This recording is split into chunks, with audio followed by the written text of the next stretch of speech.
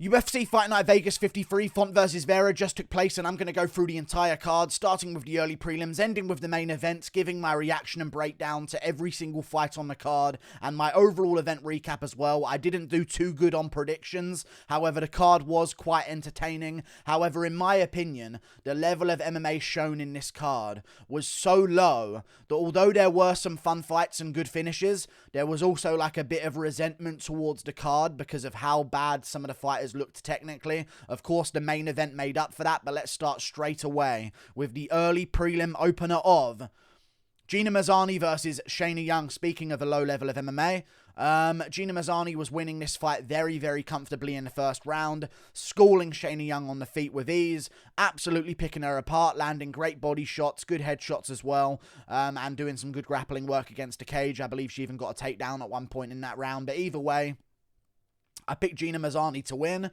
She was winning the fight very clearly. And then in round two, she just showed her decades worth of training in MMA and attempted to throw Shanna Young from a position that there was just zero chance that she would succeed in a throw. And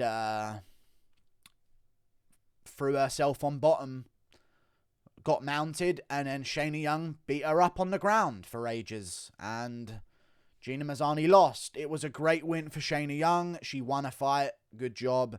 Gina Mazany, in my opinion, showed she was a way better striker, but just she was up in strikes. She was also up in chromosomes. Decades of training. Good win from Shanna Young. Moving on, up the card, Natan Levy versus Mike Breeden. I was going crazy for this fight. This was an amazing contest. If Font didn't deserve an extra 50k, I hope they gave him that 50k, by the way, because they might have given 100k to Marlon Vera, which he does deserve, by the way, but still, I want to see Rob Font get a little bit of a paycheck, even though he missed weight. If he didn't get it, Natan Levy versus Mike Breeden was an amazing fight. First round close, Natan Levy got it done, was landing some of the better shots on the feet and also mixing in some of the takedowns as well. Round two, Mike Breeden was doing very good again, landing some really good shots, but Natan Levy was doing just a little bit more than him and also mixing in a lot of takedowns in round two, ending up in a good position, landing a couple of shots here and there and stuff like that. He had a couple of good submission attempts in round one as well. They didn't list any of them, but there were a couple of really good heel hook attempts and knee bar attempts from Natan Levy in the first round. I was going crazy. In round three, I thought, oh my god, Breeden's going to finish him. Breeden is going to finish this man. Natan Levy would hurt him on occasion in round two, I believe, and have some big moments where he wobbled Mike Breeden and sort of secured the round for himself at the end of round two. But in round three, Breeden was ripping his body up. I don't know how Natan Levy did not go down to body shots. He is ridiculously tough. Good for him. He took all the body shots. He kept throwing back. He lost round three still, in my opinion, but he rocked him at the end of round three. It could have been well on its way to a standing 10-8 round, in my opinion, with no knockdown for Mike Breeden because of how dominant it was. But Natan Levy came back, landed a big shot, rocked him, went after him towards the end of the third round, and sort of stopped it from being such a dominant round for Mike Breeden. Breeden got a couple of takedowns as well. But Natan Levy gets it done 29-28. Good decision, in my opinion. Very, very close fight. And if it was a 5-rounder, Breeden arguably wins. But Natan Levy showed his toughness and got a win. I believe that's the first Jewish UFC win. Ariel Helwani's going to be going crazy about it. Moving on, up the card, Gabriel Green versus Yohan Lainesse. I went with Yohan Lainesse by first round KO. It very well nearly happened in the second round. Yohan Lainesse was just picking him apart in the first round. Inside leg kicks, body shots, a couple of big shots with the hands as well. Gabriel Green, I believe, landed like a couple of shots in round one, like one or two. He wasn't really committing with any of his strikes. It was a very, very slow-paced first round as well. Yohan Lainesse also timed a takedown in the first round, had a couple of moments on top there as well. Eventually went for a guillotine, and Gabriel Green just got back up because guillotines don't work unless you're really, really bad at MMA. But yeah, nothing really done by Gabriel Green in the first round. No real good shots landed by him. Yohan Lainesse had a very, very slow pace in round one as well. Barely anything really happened in round one. It was a very controlled pace. No high-tempo matchup whatsoever. Really, really, really slow-level fight. Slow-paced fight anyway. No real exertion of energy was really needed in round one. And in round two, Yohan Lainesse rocks Gabriel Green, ends up on top, goes for some stuff, went for a rear naked choke, went for a guillotine as he came back up again because he's silly. And then completely gasses out. And Gabriel Green gets the win. Credit to Gabriel Green. You're the more conditioned athlete. You deserve some credit. Well done. You are better conditioned. And you won the fight because of it. And then started going to the body and ripping up Yohan Lainesse's body a little bit. And you could see Yohan Lainesse immediately start to wilter. And to wither away. To wilt. And just quit in front of Gabriel Green. And Gabriel Green eventually got the job done in the late second round. But, yeah. Annoying that Yohan Lainesse just ruined Justin Burlinson for me. Burlinson, in my opinion, was one of the best prospects in MMA. Amateur career, like 20-something-0 as an amateur. Undefeated as a pro. Beat some decent competition guys as an amateur and a pro. And then gets slept on the Contender Series by Yohan Lainesse in the first round with a big left hook out of nowhere. And it turns out that's all Yohan Lainesse has. Big power in the first round. Big power punches in general. Other than that, he's pretty mediocre. And he ruined Burlinson, and it saddened me. Good win by Gabriel Green, though. Very good win. He got the job done. Good for him. Moving on. Up the card, Daniel Lacerda versus Francisco Figueiredo. I promise you, I'm not just discrediting these guys because I didn't pick them correctly. Explain what Daniel Lacerda was scrambling to. What was he doing? Nothing really happened on the feet. Both guys landed a couple of shots back and forth. Figueiredo landed a couple of shots to the legs. Lacerda landed a couple of shots as well. He ended up on top. Got a good takedown on Francisco Figueiredo. Ended up in side control as well. Passed over the legs. Ended up in side control. And then, instead of just staying in side control and looking to take mount, he scrambled himself into a knee bar. And I don't understand. But Figueiredo took the knee bar, as he should. Very good job, Francisco Figueiredo. He got the win.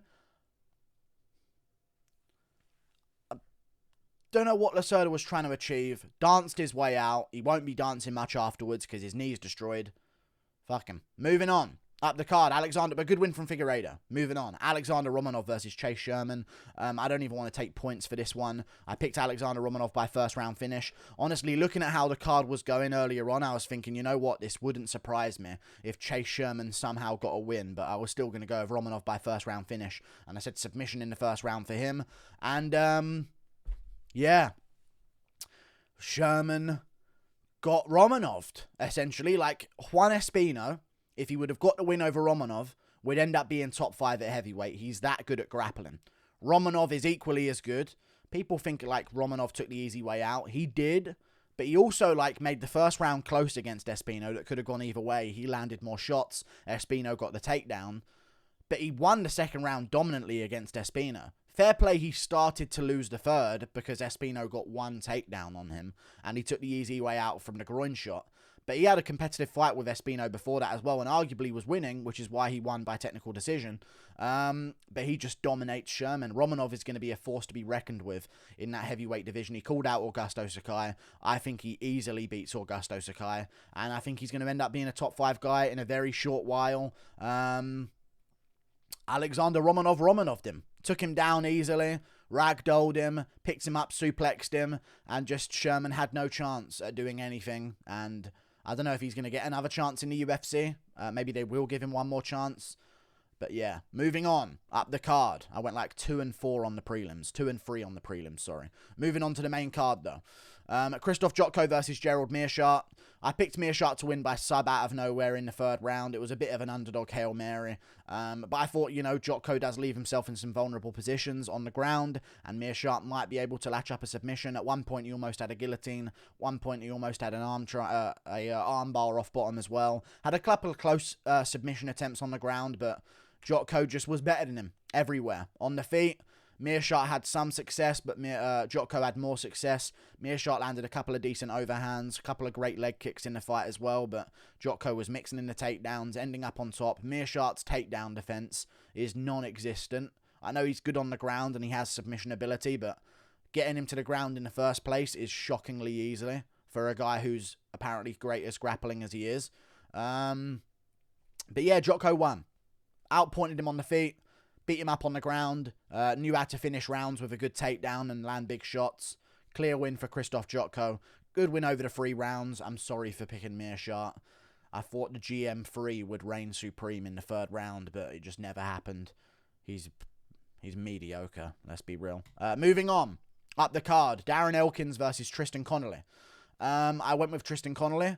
He's terrible. Elkins is terrible. I know he's a veteran of the game and I should be more respectful to him, but it was a really low-level MMA fight again. But Elkins got the job done. He got superior positions in the fight.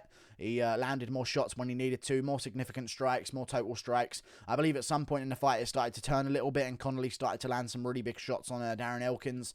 But Elkins kept getting takedowns, landing total strikes, taking the back position, fighting for rear naked chokes. He won the fight in the hustling moments that he needed to. Shockingly low-level looking fight for top 50, top 40 MMA featherweights in the world. But Elkins won, and I got it wrong again. So good for Darren Elkins. I thought this was his time. Maybe a less damaged Tristan Connelly would be able to grit down and get a win over a damn near finished off Darren Elkins. But Elkins wins. Elkins wins. He had a close fight with Landwehr. He beat Luis Eduardo Gregori. Turns out you've got to be something real special to beat Darren Elkins. So, yeah, good win from him. And I'm happy for him as well because it's Darren Elkins. Always want to see him get a nice paycheck before the end of his career. He's had enough damage in his career, so let's have a little bit of money at the end of it, you know what I mean? Moving on, up the card. Jared Gordon versus Grant Dawson. A very risky fight for Grant Dawson. He won the fight, in my opinion, quite clearly with his strikes in the moments that he had. Round 3, I would go with Jared Gordon, but eventually Grant Dawson got the rear naked choke in the 3rd and finished him off. But in the first 2 rounds, it was just Grant Dawson getting a dominant position on the back after a couple of bad takedown attempts and a couple of times on the feet where he got clipped here and there. He was being outstruck, but when he had the back, peppering up the face of Jared Gordon from the back mount, doing what he needed to do to make sure he got those rounds in terms of scoring points. Won the 1st, won the 2nd. Very, very close 2nd, though. But he won that, in my opinion, as well by doing a little bit more damage when he had the back. And then round 3, Gordon was coming on strong, starting to beat him up quite badly, to be honest. And Dawson shot enough takedowns to eventually get a good position, end up on the back, and put in his rear naked choke. Very good win by Grant Dawson. Had to escape a guillotine at one point in the 3rd round as well. Dawson gets it done. Wasn't a great performance again in terms of skills of MMA. I don't think Grant Dawson's going to be a big threat at lightweight. I picked him to win. I thought he was a lock of the card. He did win, but don't see him getting away with that striking defense against some of the top guys at lightweight, and that's who he's going to have to fight next. So good luck to him moving forwards. Moving on. Andrei Fili versus Joanderson Brito. Did not see this one coming at all. I thought Andrei Fili again, lock of the card. I thought Grant Dawson was the good value lock because he was only a slight favourite. And I thought Andrei Fili, outside of Alexander Romanov, was the lock of the card. Brito put him out badly in the 1st round, and Fili got up afterwards, and it was the same way I felt. He literally got up, looked at his coaches, and went, "Oh shit, that happened." You know what I mean? Like, I thought Fili was going to school Joanderson Brito because he couldn't beat Bill Alger, who I don't think is that good of a fighter in general. But Joanderson Brito's got heat in his hands, I guess. And he does have KOs previously in his career. But, you know, Andrei Fili's been in there with the best guys. He can recover from bad situations. He's fought amazingly in his past few fights as well. He had a very close fight with Bryce Mitchell. But Joanderson Brito just went out there, chopped up his legs a little bit, jabbed with him and more powerfully than him, and got his respect there. And then when Fili went to jab with him again, it wasn't a jab, it was an overhand right. Boom, read him perfectly. Slipped the jab on the inside, overhand right over the top of the guard. Down goes Andrei Fili. Lands some big shots of ground and pound. Fili can't recover. Tough draw for Fili. I thought he was actually going to like make a bit of a run, a resurgence against some of these up-and-coming featherweights, but now we've got Joanderson Brito. Good win from him. We'll see what he can do moving forwards. Moving on up the card. Andrei Arlovski versus Jake Collier. Jake Collier clearly won that fight. He could have won 30-27. I'm just going to check the stats right now because they actually have it pretty even between the two of them. I don't agree with that. Round 1 was 25-20 to Collier. I thought he won the first round quite clearly. He even got a takedown at the end of the first round and had a couple of moments there as well. So I thought, you know what? Definitely round 1, Jake Collier. He landed some total strikes in those positions against the cage and stuff like that. So I thought 100% round 1, Jake Collier. He cut open Arlovski as well. But the other judge gave it 30-27 to Arlovski. Mike Bell scored that fight 30-27 Andrei Arlovski. I thought Collier was pushing forward more, landed some of the better strikes. I picked Arlovski to win, but he didn't win. I thought that was a clear round 1 and 3 Jake Collier. At best, I can give round 2 to Arlovski because he minorly outlanded Collier and had some decent moments there as well where he looked like he stumbled Collier a couple of times. There was a bunch of head clashes going on. But round 3, Collier arguably winning the round anyway. Takes down Arlovski at the end of the round. Lands some total strikes. He wins the round. 1 and 3 Collier. That's such a robbery. That is such a bad robbery. But tough for Collier, I guess. Just has to take that. And I would not be surprised if the reason why they're giving Arlovski some of these wins is to save a little bit of cashola on these cards. I really wouldn't. Because Arlovski gets a set wage. 300,000, I believe. 350,000, something like that. They are paying Arlovski win or lose. If they want to save a win bonus, give a close fight to Arlovski and don't pay Jake Collier his win bonus. Dude, Collier won that fight rounds 1 and 3. Shocking decision. And I picked Arlovski and even I can see that. But decent scrap. Pretty low level heavyweight fight. Middleweights are better than heavyweights. I think we established. And then the main event. Rob Font versus Marlon Vera. I picked Marlon Vera to win by late rounds finish. I thought he could have won by late rounds finish if he would have poured it on a little bit more in the 4th round. But instead he wanted to tease Rob Font and torture him some more. But yeah. Very good performance by Marlon Vera. Getting absolutely pieced up the majority of this fight. I'm going to fart right now. Rob Font toying with him early on. Smashing him around in round 1. Smashing him around in round 2. Someone put in my comments of the full fight reaction that I did. If rounds were 4 minutes 30 seconds long. Oh, God. If rounds were 4 minutes 30 seconds long. Font would be undefeated because he throws it away at the end of these rounds so much by just getting a little bit sloppy, a little bit lousy. He always comes back the next round, even if he has been hurt badly towards the end of the previous round. He comes back the next round with vengeance, starts doing really well, but then at the end of the round again, gets put away, nearly, by Marlon Vera. In the 2nd round, it was a big left hook that put him down, and Vera started pouring on some big ground and pound shots, knockdowns to ground and pound. Good job by Marlon Vera. He wins himself the 2nd round, even though it was still close in the odds of the judges who they were going to go for, because Font really did like quadruple him in the earlier part of that round on strikes. Round 3, close round again. Font toying with Vera pretty much again, landing big shots. But Vera at the end, big knee, up the middle, right on the chin of Rob Font. Lands big shots towards the end of the round, loads up a big elbow, almost puts out Rob Font towards the end of round 3. Rob Font picks himself back up again. Round 4, Font toying with him, picking him apart. A little bit more of a competitive round this time. Vera sweet chin musics him in round 4. Genuinely. Sweet chin musics Rob Font down, hurts him badly, rains down the ground and pound. Round 5, very competitive round. At the end of it, Vera lands a front leg hook kick on the chin of Rob Font. Amazing performance by Marlon Vera.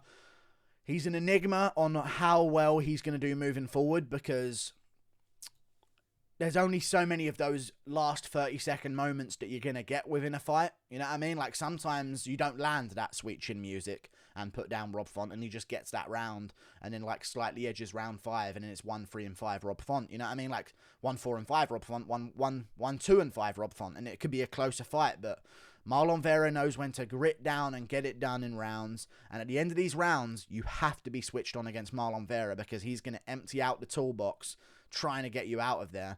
And that's what he did against Edgar as well. Could have been going Edgar's way. Bink! Front kick up the middle. you've seen the Jar Jar Binks face that Edgar made. You know what I mean? Amazing performance by Vera. Amazing fight overall. I hear they gave it fight of the night bonus. I hope that's not all of the 100k to Vera. I hope that's a nice 50k to Rob Font as well. He deserves a bit of pay for... He's got years off his life. He ain't going to be talking right after this career that he has. That's years off of his life. If I was a millionaire, which I hope to be one day, we'll see how it goes. If I ever have like a point in life where I am having hundreds of millions, Rob Font after that fight, I'm running backstage and I'm saying, just take 100k. Just take 100k, please. I can't live with myself if I don't give it to you. He had years taken off his life. Vera had an amazing performance. I want to see him versus Jan next. Like and subscribe. Thank you for watching. Click that button up there. Toodle pip. I'll see you later. Goodbye. I went badly on this card, but they're low-level fights. Hard to predict. So hopefully, next card, we'll be back on track because they're good quality fights, and we'll see how I do. Toodle pip.